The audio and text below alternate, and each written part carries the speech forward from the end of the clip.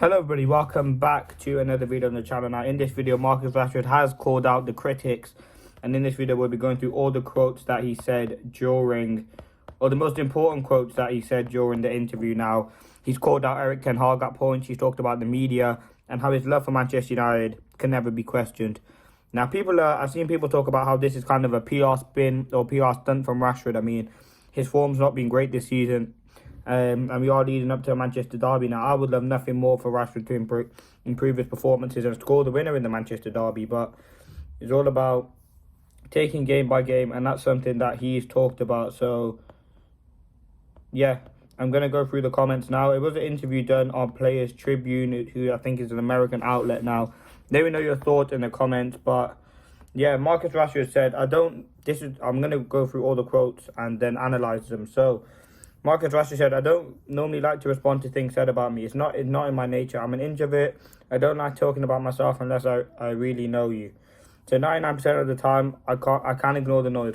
But sometimes lines get crossed, and I can't help but just want people to understand who I am as a person. I'm not trying to have a go at the media. I understand the game. You know what I mean. They're not really writing about me. They're writing about the character Marcus Rashford. It can't just be about a 26-year-old lad or a night out or a lad getting a parking ticket. It's just how much my car costs, guessing my weekly salary, my jewellery, or even my tattoos. It's got to be about my body language and I'm questioning my morals, speculating about my family and my football future. The tone to it you don't get with any footballers, so just leave it at that. Now, people are saying to Rashford, stop talking and just get better on the pitch, and I completely agree with that. But the quotes and what he's getting across is true. I think the media have targeted him, especially this season. And that comes with the fact that he had a really good season last season and he hasn't hit the same form. So, yeah, but he talked about how they do emphasise him. He goes, I think it just goes back to the pandemic. I was trying to use my voice to make sure kids weren't going hungry because I know how that feels. For some reason, they seem to rub certain people the wrong way. It seems like they'd be waiting for me to have a human moment so they can point a finger at me, see who he really is. Listen, I'm not a perfect person. When I make a mistake, I'll be the first one to put my hand up and say that I need to do better. But if they ever question my commitment to Manchester United, that's when I have to speak up. It's like somebody questioning my entire identity and everything I stand for as a man. I grew up here. I played for this club since I was a boy. My family turned down life-changing money when I was a kid so I can wear this badge.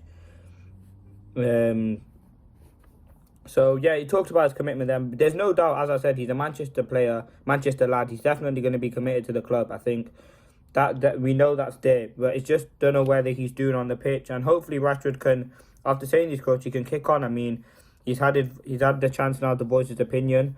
And obviously we've all heard that and respect it. But let's see if he can do on the pitch. They want to talk about cars. Imagine being 5, 6, 7 years old, taking 4 buses across town to get to training at the Cliff, which is the old Manchester United training ground. That's not an exaggeration. Ask my mum. Somebody had to take me off work to go with me because nobody had a car in our family. Nobody had a license. In them early days, it was 2 buses into town. Then we have to walk to the city to get another bus out of town to get to Salford, even in the pouring rain. Nothing really good to eat. Training for hours while my mum sat there waiting for me, not knowing a thing about football, just doing it out of love. Then the same back home, just to chase my dream of playing for United. And that's not me moaning, not all. I loved every second. So he talks about his upbringing. And he's really talking about how, not the fame, but how the money has got to him, and that's something that many people believe about Rashford. But for me, he does seem like a great lad and a humble lad. Yes, some of the times he doesn't show it on the pitch, and his effort level is certainly not there. But off the pitch, I don't think you can question him for the stuff that he's done. He's done numerous charity work, and he does try to be a good player off the pitch. Marcus Rashford to say, people think I'm weird because when I talk about what United means to me, because if you're not me, then I'm sure it almost sounds fake. But you have to understand, when I was young, playing for United was everything. It was out of reach for us. It was hard to get there and even harder to stay there. When I was young, they used to have these 5-a-side tournaments all over Manchester where every player had to pay £1 to get in. It was all ages. You had kids playing against almost grown men. I'd be asking my mum for £1. But if you win the whole tournament, your team got the whole... Right? Sorry, the camera cut out, but yeah, if you win the whole tournament, it was just enough for tickets to Old Trafford. We were so young, but we actually won it a few times. So you can see that it's a dream for him playing for Manchester United.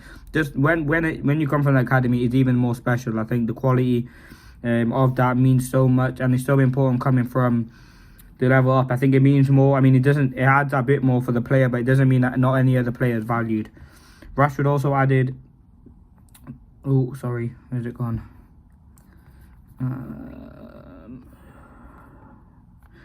to me, just being there at Old Trafford was like, it was everything. We stayed until everyone had gone and the stadium was nearly empty, just looking around and listening. Old Trafford really has a sound to it. It's like a surrounded sound echo, and it's so calming to me. For a kid who moved around a lot, it was always felt like my home. There's something inside you that it's just inside you. Nobody put it in there, it's just there. I mean, that's how I feel. I think Old Trafford's a great, like, one of the best places to go to. Like, not even to, like, just the area of Manchester. It's absolutely, like, I love that place. I think it's, as Rashford said, it is a dream come true. And I haven't even played there. I've only been there a dozen times. But it's absolutely fantastic. He said, when I was 10 or 11, I was getting a lot of attention. All kinds of agents and clubs trying to pass things to the family.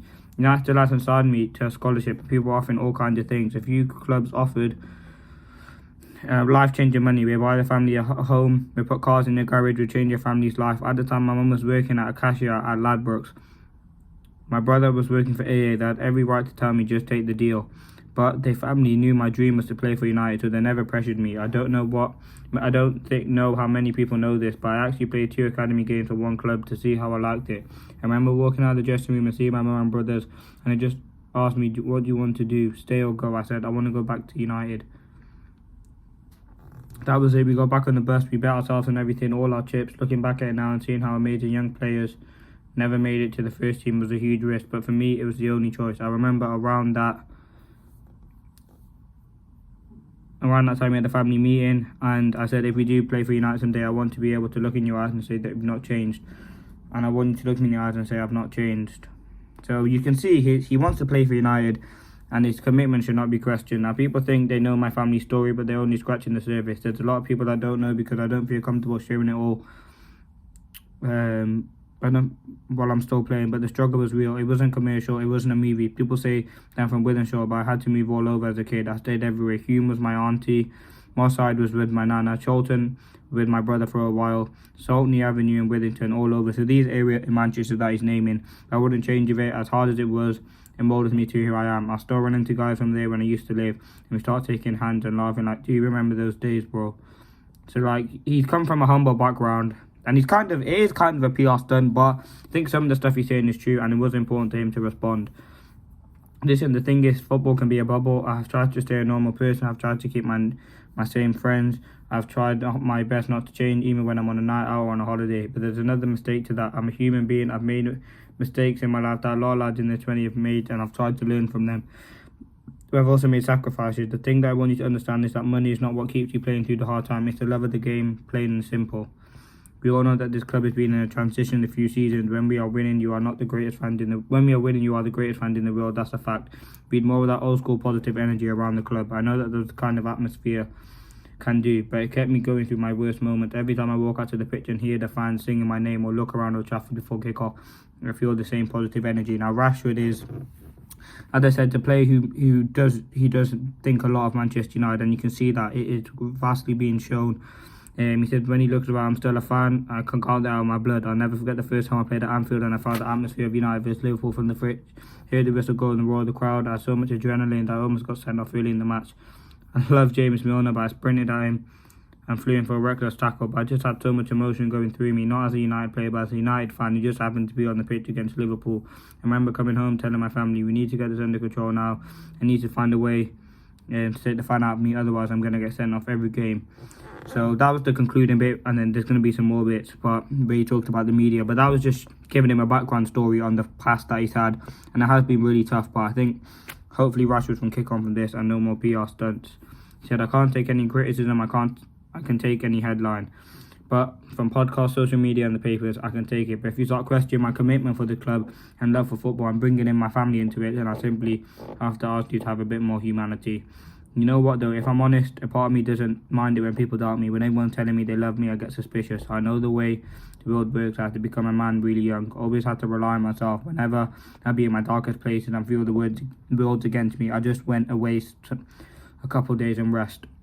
Then I'm fine. If it goes back to me as a kid dribbling over the street on my own until it was dark and I couldn't see the ball anymore and I could hear my mum shouting for me to come home, that's just me being an introvert, needing my space to reset. Other times, when that hasn't worked, I found someone to talk to. Sometimes that's the way to do it, but every single time I've been down physically, mentally, I've always feel like when I turn around and play my best football for United in England. So he's talking about a comeback there. I mean, that's an important thing. We need the best Rashford on the pitch, and hopefully this, maybe getting some words out may have helped him. But yeah, I promise you, there's not seeing the best of this United squad and these players. We want to be back playing in the Champions League. Then we have an international tournament at the end of the season. We have an international performance at the end of the season. We know where we belong. We'll be back where and we just have to keep working, and that starts with me. If you back me, good. If you don't, me even better. That's a quote by Rashford. So I think that's it at the minute.